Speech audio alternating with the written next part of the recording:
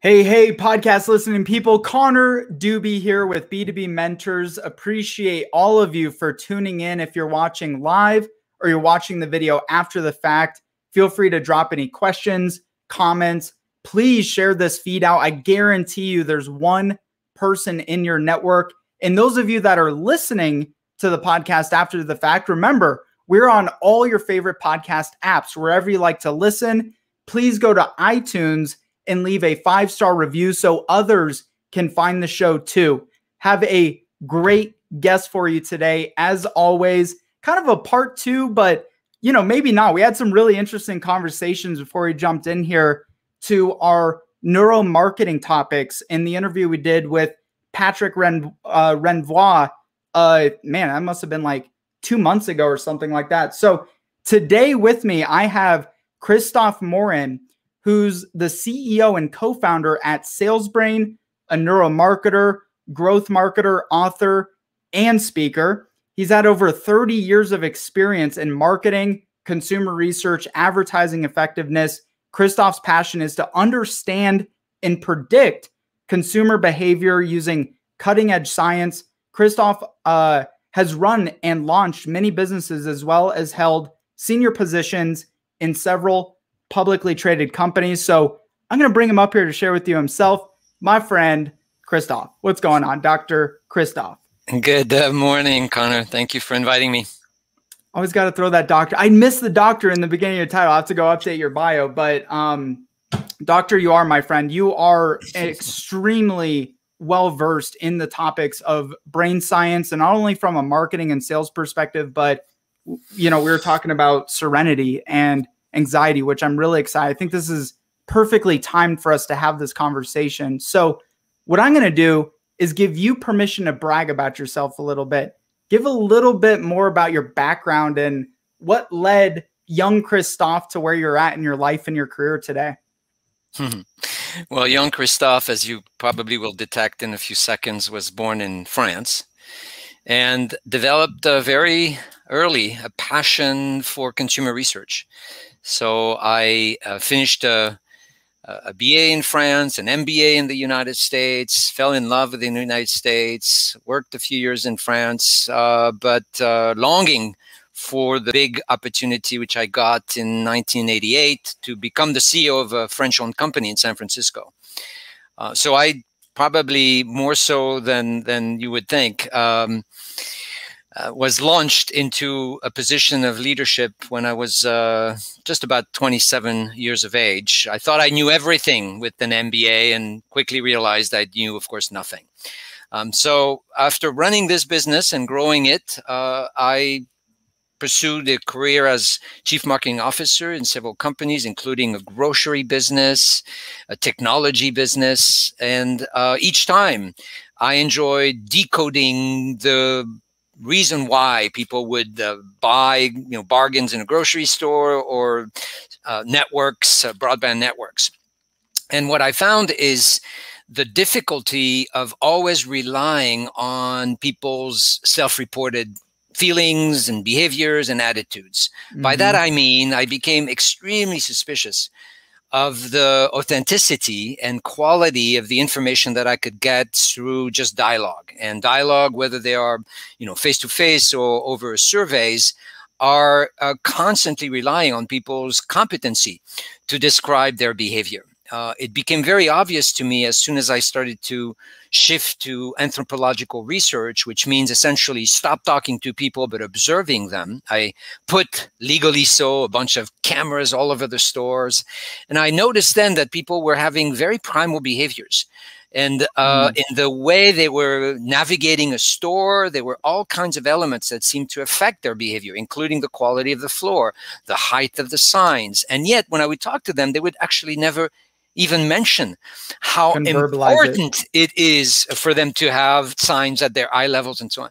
So it became very, very clear to me that I needed other ways to investigate consumer behavior, which is the move towards neuroscience.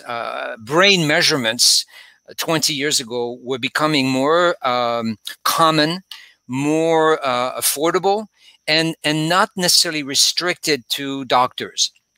Now there is a bit of a a pushback at the beginning of the history of neuromarketing, which we'll humbly say we started, Patrick and I, as a field, and that is a lot of people were uncomfortable or afraid that we were on a mission to implant, microchips in people's heads so that we can control. It was their you shopping guys behavior. who were doing it.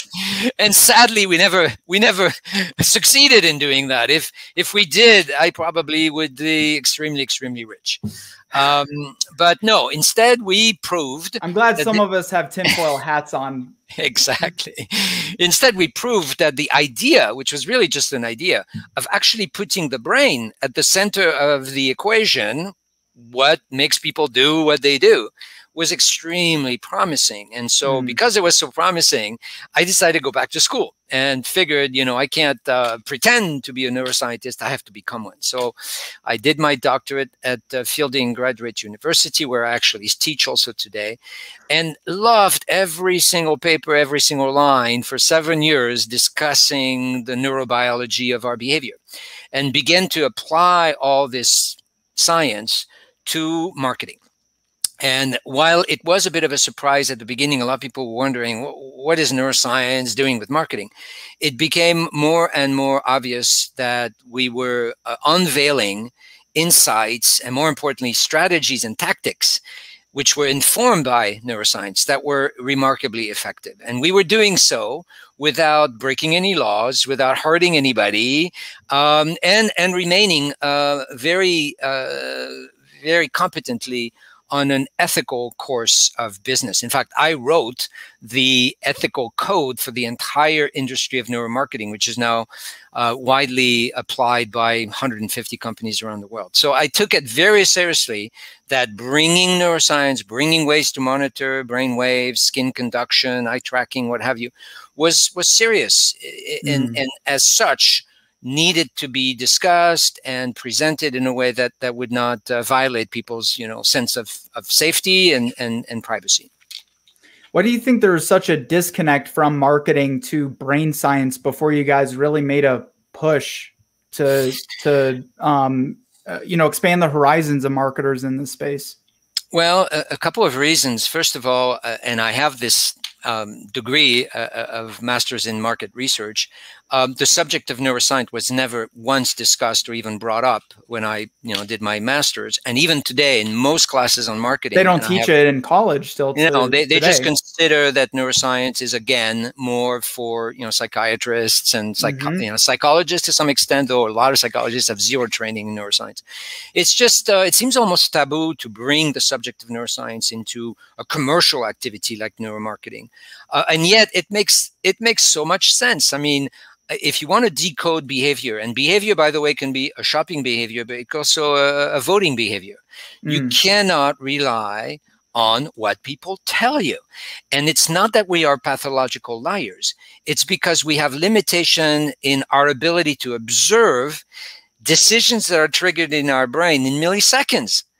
Such as where the eyes are going when we are navigating a website, such as feeling an emotion that could be fleeting or staying for a while. And we are lacking simply words to actually describe those experiences. We, as humans, can experience probably around 60,000 emotions, but we only have 6,000 words for them. Haven't you noticed whenever you look at a show, an Emmy Award show or Oscar show, as people are coming to the mic, they go, I have no words for how I feel. Of course you don't. And that's the human experience. And so as a marketer, I just couldn't live with doing the same thing. Please tell me how, what you feel, what you like, what you want. Why didn't you and Patrick just go invent new words? I don't get it. That would have been way easier. Well, the words we've invented are basically algorithms that we can use to describe that people have certain movements on their face, and those movements signal happiness, joy, or being disgusted. And so we tapped into all kinds of peripheral sciences, for instance, the science of facial expression, which were now coming together as a set of tools that are generating what we call neuro insights that are informed by brain activity rather than what people say. Yeah, I guess back to one thing you mentioned earlier, there's kind of this concern of ethical reasons that people having the power to persuade at that level is like, with great power comes great responsibility. And you can do some really there's a very big argument now through the social media apps, right? What's your thought on that? How social media, is that a benefit to us, or is that a concern to you at how dialed in it is? Well, it's a big subject. The subject of ethic is big. And what I have observed is, unfortunately, and especially in the United States, the government seems to, just wash their hands of that subject and cannot and will never enact laws fast enough. I mean, the speed at which our media experience has changed, our ability to be on sites that may, decode your facial expressions or capture sentiment research and so forth, is skyrocketing. And no law or no bills in Congress will be enacted fast enough to stop that trend. I'm fairly optimistic when it comes to technology, but I do want enough transparency so that at least you can warn people in cases of blatant abuse of manipulation. For instance, in public health. I did a lot of research. I did a lot of volunteering for public health companies, whether it's to help craft messages, to quit smoking or to stop texting and driving, including I did a lot of volunteer hours for a military think tank to apply our model to better propaganda and counter propaganda. And we forget that, the fight on terrorism is not just a fight with weapons, it's also a fight with words. And in that context, when I was invited, I was shocked that the theories that were used to craft these messages that were supposed to save lives were, 100+ years of age. So I think there's tons of opportunity to show the good behind. Lost you. Oh, that's strange. I do have a strong signal. Is that mine? Let me see. I should be good. Yeah. Let me see what happened in the live stream. Bear with us, guys. We just lost Dr. Kristoff's video for those of you that are listening. Oh, and we lost him altogether. Okay, so he'll probably jump back on. Probably some internet connection issues. Says device not connected. Bear with us, guys. While you're waiting around, by the way, if you like what we're talking about, if you like this information, if you there we go, gotcha. If you guys like what we're talking about, reminder for you, Patrick and I, Christoph's business partner, we are putting on a neuromarketing training for you. It's completely free. We're going to give you some of the framework and more actionable implementations of neuromarketing. So if you want to check that out, go to activeblogs.com/neuromarketing. activeblogs.com/neuromarketing. It's completely free. You jumped off, so I figured I'd give a quick little plug for you guys.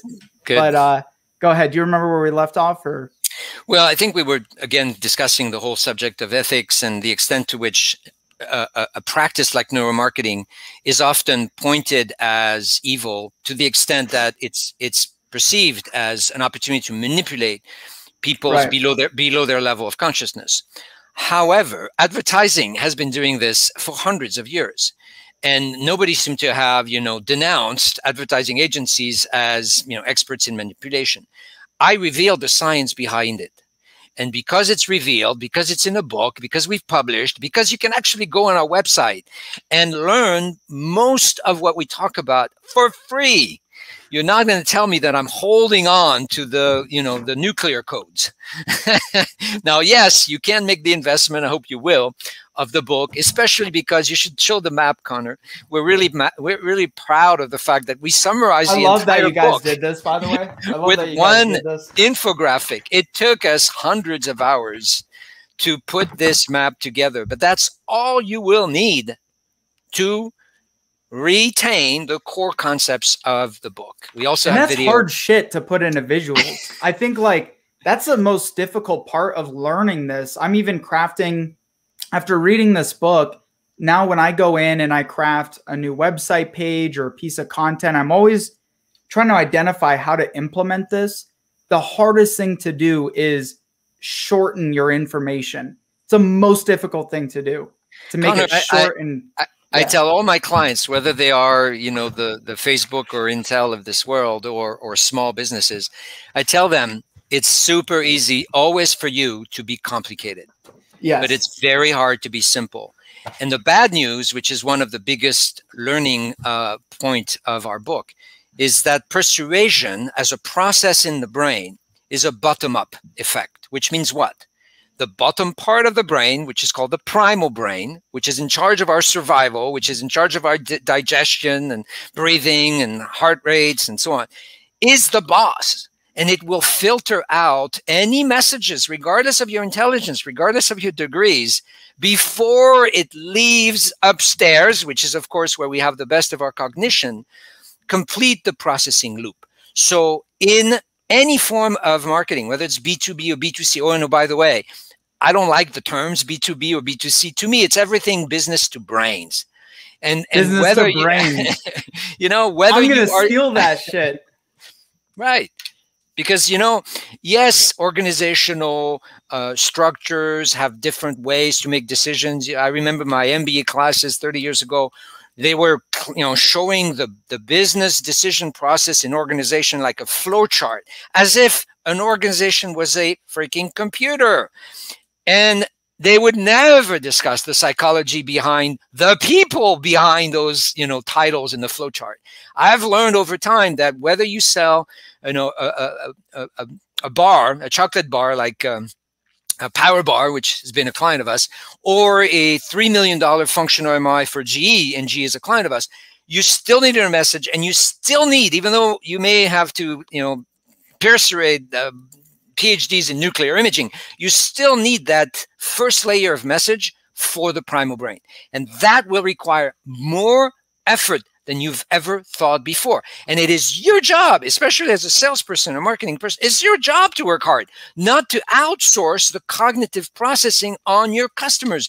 And my clients do this all the time. They figured, oh, if I explain what we do, people are going to figure out why they should buy from us. You should know why they should buy from you, and then appetize them and motivating them purely, pre-verbally, visually, and emotionally to do the extra the extra processing function. Yeah, I love this quote that you had thrown into the book. We're really not thinking machines that feel, we're feeling machines that think. And at the end of the day, we are selling to people, and people are selfish by nature. We have our own, you know, we can talk about all the drivers of the primal brain, but whether you're, what's the difference between B2B, and this is B2B mentors, we're talking to B2B marketers and B2B salespeople and CEOs. The difference is not in the marketing side, but in the sales process from B2B to B2C. That's right. But your marketing, I love that. Business to brain. I'm going to have to steal that. That's so genius. So what are some, you know, one thing I did want to dive into, what is the scientific method, the framework to persuasion? What's the scientific framework to determining what's persuading the mind? Right. So when we discovered the prevalence, the dominance of the primal brain, and we did so by actually, testing specific stimuli, videos, web pages, and so on. And because we had all kinds of sensors that allow us to basically track the signal in people's nervous system, and that signal we were able to pick up on a periphery level, you know, on the skin.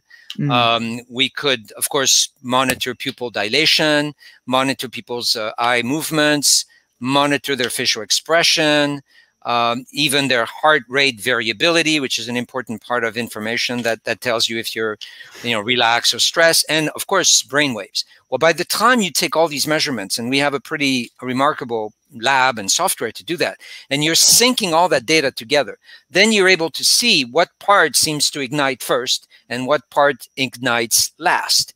And so we discovered that the primal brain was igniting first. And if that ignition is successful, it's a bit like the launch of a rocket. If that rocket has, taken off, then it can go in orbit. But if the launch in the primal brain fails, then you're shut out. And that's why we say, 99.9% of most messages ultimately fail, because they seem to insist that they can bypass the primal brain, and it doesn't work.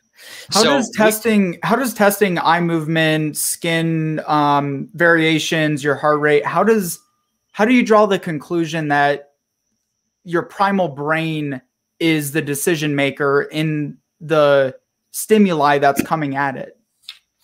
Because we have a two-speed brain, and there's another way of describing this dual brain system, which has been popularized by Daniel Kahneman. Patrick probably mentioned him. He's a big fan of his work in behavioral economics. And Daniel, who's received the Nobel Prize in economics, also confirmed back in 2007, a few years after our own book, that decision-making in the brain are using two speeds. The fast speed is basically the primal brain. We are, as humans, under the dominance and control, and for good reasons. Otherwise, we probably would have disappeared as a species. Imagine if you're encountering a stick that looks like a snake and you keep approaching it, and if it's a real snake, you may die. Well, your primal brain will never do that. It will never start thinking about it. It will hijack your body and move you out of it. And that's what the primal brain does, millisecond processing. And it's upon that millisecond processing, which is mostly attention and emotion, totally controlled by the primal brain. It's upon that initial effect, if you will, that you will find an ad, what is called elaborate, go upstairs, if you will, for additional cognitive processing.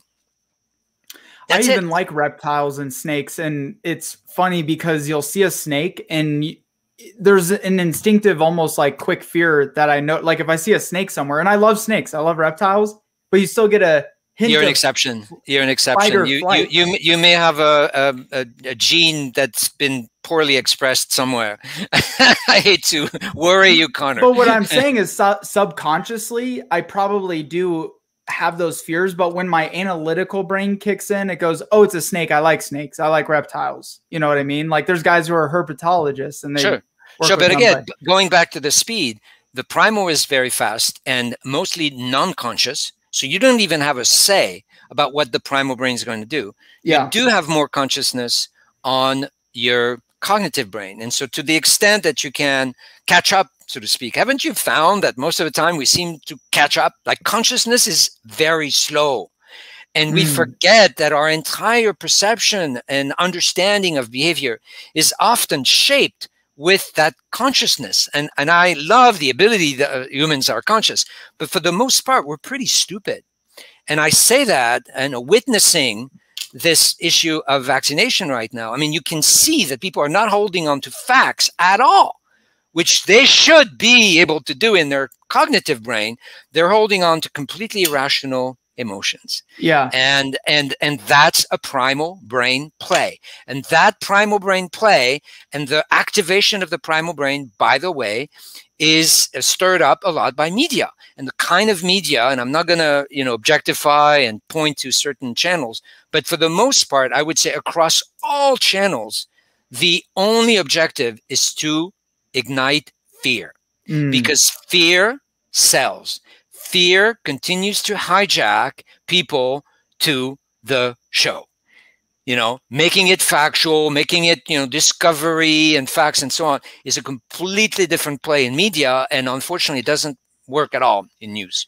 And it goes back to even a business. You could have the best thing in the entire world that genuinely helps people, but if your messaging is skewed, I mean, I was going to say earlier, it's like you should probably be doing the messaging for the CDC because they're so flip-flop back and forth, and it's like people can't grasp a solid message with their primal brain, which is why there's such I guess push and pull on the subject. That's Vaccine, right. And you know, that's right. And what most companies forget is that because the primal brain is that first station of processing, and because the responsibility of primal brain is to avoid suffering and protect us, the primal brain doesn't respond at all to positive messages.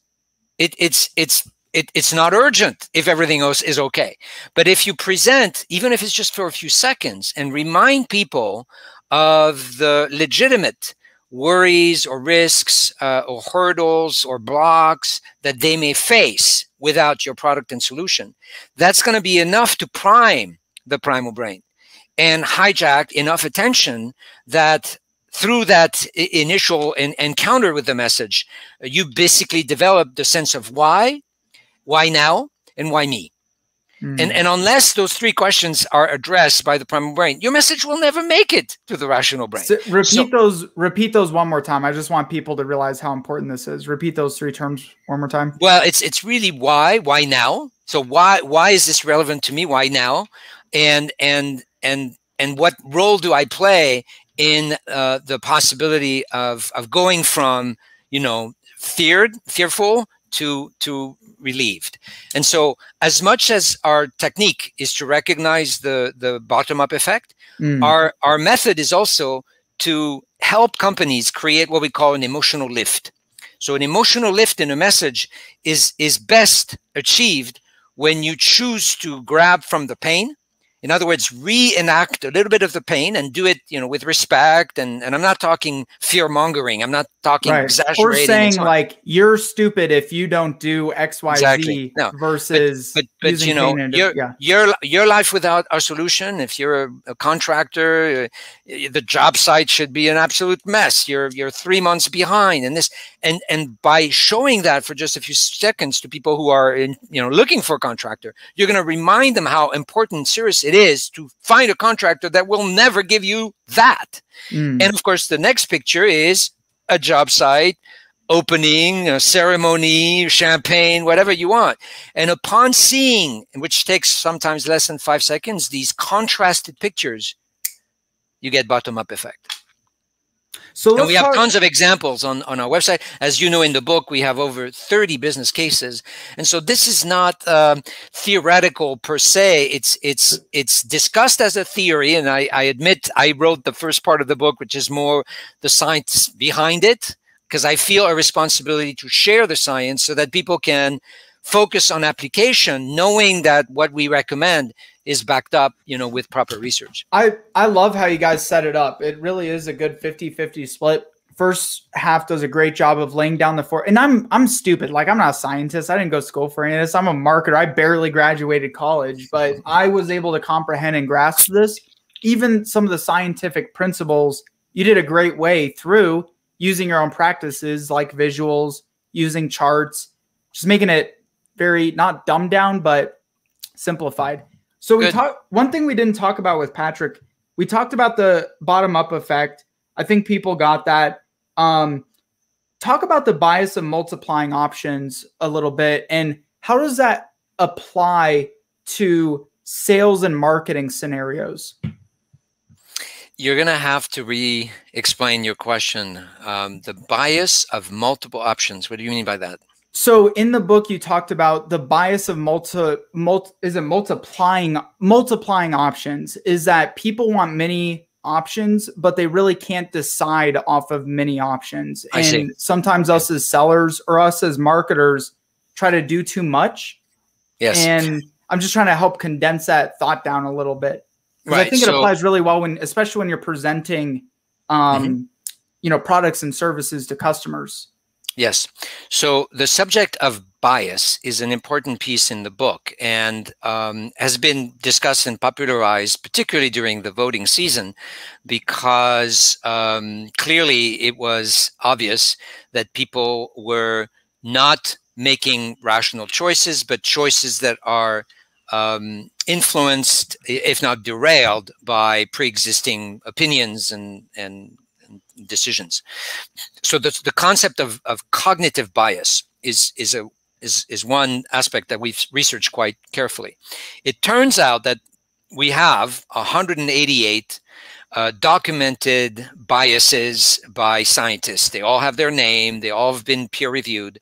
And among those 188, you do have a few that pertain to our incentive to consider more than one option. Now, when we discussed the basis of that one bias, we discovered that for the primal brain per se, you want to be in a position to accelerate your decision. So you really don't want and will not consider more than 2 or 3 options ever. I mean, think about it. If you're primal brain and you're meeting a snake, the decision is go, no go. Hungry, not hungry. Horny, not horny. I mean, yeah. Can I make it that simple? 2 or 3 is really just because there's usually a binary decision when your primal brain has to be. Involved. It has to be in the interest of clarity, in the interest of speed, interest of survival. And so the problem in marketing programs is companies do not realize how much they raise cognitive effort by offering, 15 colors, or by not having a decision making system enabler.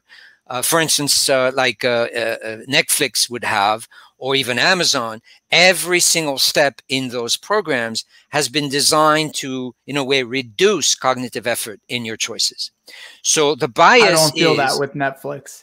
Yeah, with Netflix, I know that it's a debate. It's in question. I agree. But by and large, what you do notice with your own experience with Netflix and most of our experiences overall is we hate choice. And in fact, I recommend everybody to watch the TED video of Dr. Barry Schwartz. If you can ever get him on your program, consider it. He wrote this book called The Paradox of Choice, which is an absolute stunning read. His TED is remarkable. It has multiple millions of viewers. And he is a psychologist like me and has done research to prove that while we say we like choice, our conscious brain always says, oh, I want choice. I remember when I was a chief marketing officer of a grocery chain, I would ask people, do you want more brands of toothpaste in the store? And every time you ask people, do you want 100%. More choice? Yeah. So I would, instruct the buyers of my stores to bring in more brands, and the needle wouldn't move. I mean, in fact, it was worse. The whole category would actually go down. And so that's what motivated me to kind of put my hat on. Yeah. People even just buying, I don't mean to cut you off, but I just want to emphasize that people even buying toothpaste in that location, that dropped sales altogether. Because there's too many choices there. Because we freeze. Because choice is a cognitive burden. And the primal brain does not have the neurons, does not have the oxygen and glucose to process as many choices. So we have a severe bias to simple choices and to quick choices. And that's why in our model, we tell people use claims. So use a limited number of reasons. Don't give people 15 reasons why they should shop you. It's 12 too many. Craft a maximum of 3. We call that your claims. And make sure your claims enable people to make quick decisions by contrasting life without you as a vendor should be awful. Life with you should be great. If you have a competition issue, well, make your claims better than your competitor and say, without necessarily bashing competition, but do the homework and say, don't even think about shopping competition because they fail to do this and that, but we are the only company that can do this and that. So the contrasting effect of claims is feeding that bias of wanting less choice. Old school marketers seem to be using these principles more, like aggressive claims on products and services, I feel like, than we do nowadays. I don't know. It's just a random thought. Anyways, so I do want to talk about, before we wrap up, I can nerd out on this shit all day. I love this. This is so good, man. We're going to have to do like a whole nother 30 minutes at some point in time and get Dr. You said it was Barry Schwartz? Schwartz, yeah. SCHWARTZ. I have to go check him out. Fantastic book. It will tell you, by the way, if you're still looking for the person of your of your choice, it does talk about the success of speed dating and what has been learned in our ability as humans to choose a mate through speed dating. In other words, more choice, less choice. So speed dating's good or bad? Speed dating is very effective because you're placing yourself in a position to typically make the decision between two existing individuals rather than pursuing more choices. So what is difficult in speed dating is if you have too much choice. So to summarize the study that Barry talks about, he's compared small gathering of single people and how much they produce couples to large gatherings of singles and how much they produce couples. And it does confirm every single time in any country that he's been able to do the study that smaller meetings produce more couples. So you singles listening into this, go grab your local speed networking. It's kind of maybe why Tinder and the dating apps are successful, because it kind of is a form of speed dating. It is in a way. That's right. Yeah. So before we do wrap up, I think this what we were talking about before we jumped on was so important, because you cannot be a successful marketer, entrepreneur, business person without your mental health in a positive way first being in check. So you mentioned that you're kind of working on some new subject matter over there called the Serenity Code. Do you want to talk about that a little bit? I'd love to. Back in March of last year, we had cancellation for about $500,000 worth of bookings because of COVID. So it hit, me personally quite hard. The idea that I could not be invited to sales gatherings and conferences and so on was almost, like an existential crisis. And I decided at the time that this was also a huge gift. And the gift of not being able to travel was a gift of time, and possibly an opportunity at a very personal level to tackle one of my big monsters, which is anxiety. And anxiety is part of my DNA. It's part of my son's DNA. And I wanted to explore with neuroscience if there were new answers to both understanding anxiety, stress, and depression, and remedies for it. And so the book, Serenity Code, very much like Persuasion Code, is a pursuit of new answers, new models, and new ways, actually super easy, to restore more serenity, to restore more balance in your nervous system, and doing so without necessarily worrying too much about taking more meds. I mean, I'm not against medication, but I have witnessed, particularly in the case of my son, that the side effects of many meds for depression especially is just like so strong that it alters the experience of life possibly more than not having meds at all. So and I've talked about this before, so no biggie. Through my high school years, went through immense amounts of depression, anxiety, and attempted suicide at 18 and overcame that. I'm here, guys. Wow. Hey, I think bringing out the science in this, looking at things a bit more analytical in the way that you're tackling it versus from a psychology perspective or just go meditate. I think if people can look at it in a more binary manner, I think that will really help a lot of people, what you're doing with that.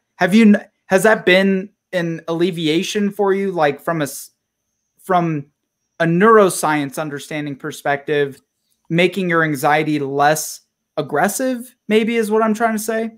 Yeah. So, and what you will find if you read the book is, as I'm going back to what I've learned on the dance between the primal brain and the rational brain, because I realized that the biggest culprit of these states of turmoil, whether it's excessive anxiety, stress, or depression, the biggest culprit is the primal brain. And therefore, I began to realize that our opportunity with stress, anxiety, and depression is to learn to calm down, to do what's called top down. effect instead of bottom-up effect, and to gain greater control over your nervous system through the power of your rational brain. And of course, there's plenty of good research on the benefits of meditation, for instance, which is by design a cognitive exercise to calm down your nervous system. And I'm a terrible meditator. I've tried, I just can't do it. So I began to look at other ways to create this kind of rebalancing act between the rational and the primal, and discovered, for instance, being in nature is as well documented as producing neurotransmitters that will calm your nervous system. Being around animal, I'm a cat lover. There's tons of incredible research to show how being around a pet and being really mindful when you're with pets, watching them, being with them, gives you that sense of presence and joy that can bring you more oxytocin in your brain completely naturally. Laughter is another one. Laughter will produce more endorphins in your brain. And so I identify— even just smiling, right? Yeah, like exactly. Even if you're not laughing, if you just can even force a smile, that has a neurological effect, doesn't it? It does, because of what's called the cognitive embodiment. So the brain has its own way of recycling specific movements, for instance, in our face, and as reinforcer of what it thinks you feel. So in other words, if you force yourself to smile, the smile is interpreted as evidence that you're happy. And there's plenty of research on that, which is quite fascinating. So the point of the book is very simple. I identified the science behind habits, which can be kind of the recipe, a little bit like the 6 stimuli in our persuasion book is the recipe for fabulous messages. I argue in the Serenity Code that those 7 habits is the recipe for restoring neurotransmitters that can bring completely naturally more balance between the primal and the rational. I also discuss something that is quite popular right now, the possibility of going even beyond the rational into the spiritual. And for me, the journey with the spiritual awakening, which has very little to do with religion, but an awakening, if you will, that I'm not, the center of the universe, but the universe is the center, and I just become one of many, right? But the spiritual awakening, particularly working with plants, was just another way of boosting, if you will, my ability to control and balance my nervous system. I think. Are you looking in or tying in functions of gut health as well? There's an increasing amount of research. So I had come to find out I had a celiac disease, and that was causing a lot of inflammation, which was causing a lot of anxiety, almost even to the point where I'd be hallucinating if I had bread, right? It was like that aggressive. And there's an increasing amount of research from your gut to your brain. Do you tie those together at all, and diet and nutrition and how that plays a role? I don't make it central to the discussion, but I know exactly what you're talking about, and especially recent discovery on the fact that our enteric nervous system, which is basically the gut, is producing 80% of serotonin that we metabolize. And now, going back to your case, serotonin and a lack of serotonin or problems with receptors of serotonin is front and center of any form of deep depression, right? And as you probably know, the most common medication that is prescribed for people who have depression is what's called an SSRI, which means it's a medication that is manipulating the production of serotonin and how serotonin is very quickly recycled in the brain. So these meds are basically saying, no, don't recycle it. This gentleman, this woman needs their serotonin. But when you have on top of that problems producing serotonin in your gut, that I'm not surprised. And it's all information that people need to understand. Treating your gut, being kind to your gut is essential. I mean, Indian origins of the yoga and others have long said, the fire in your stomach and how you're treating this. We have 200 million neurons in our enteric nervous system. That's as many neurons as would be in the brain of a cat or a dog. And I love these animals, and I think they're brilliant. But we have as many neurons in our stomach as they have in their head. Crazy. It's so crazy. Listen, this has been incredible. I want to keep talking to you for hours. We'll have to do another podcast sometime. And those of you watching this right now, make sure you go connect up with this guy, Dr. Kristoff. Make sure you check out their book. Go to salesbrain.com. And I think I lost you too. Can you hear me still? No, we made it so far, right to the tail end. Dr. Kristoff has actually told me he's down in Hawaii right now, so probably a little lackluster internet wherever he's at. We'll give him a second. But guys, those of you that are listening here, go connect up. I do have the link in this live stream. So if you scroll down into this live stream, there's a link for the neuromarketing training. If you want to get more access to this information, if you want some incredible actionable insights. We just lost Christophe. Oh yeah, we lost them all together. Okay, so we might come back in a second. If you guys want to hang around. If you have any questions, by the way, if you're watching this, if you guys want to drop any questions into the chat box, feel free before you hop. Either I can see if I can answer something for you or Dr. Kristoff can do that for you when he gets joined back in here. A little delay on the stream here.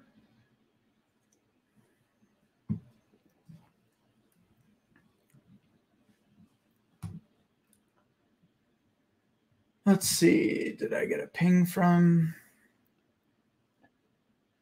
Hang tight, guys. Hang tight. May have a couple little golden nuggets still for you. If you want to drop something in the chat box and say, hey.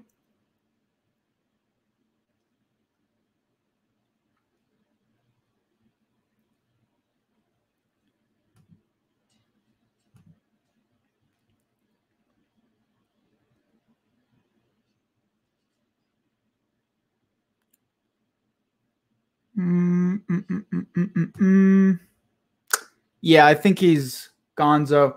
So guys, we'll go ahead and wrap this up. We're right at the tail end anyways. But wow, that was absolutely, I mean, I hope you were as interested, blown away as I was throughout that interview.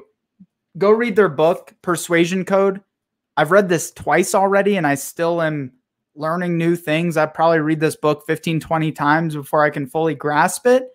Some of you are probably much smarter than I, but go check out the Persuasion Code. If you're a salesperson, an entrepreneur, a marketer, if you're doing any sort of business development work for your company, this is probably some of the most powerful information I've consumed in all of the marketing and sales books that I've read combined, because everything is a build off of the Persuasion Code, right? Those really are the foundational building blocks to anything sales and marketing related. So definitely check it out. Go check out the webinar. Oh, I got the stream going on here. activeblogs.com/neuromarketing. Much love to you guys. Go subscribe, go subscribe, go subscribe on all your favorite podcast apps. We're going to wrap this baby up and I'll see you on the next time.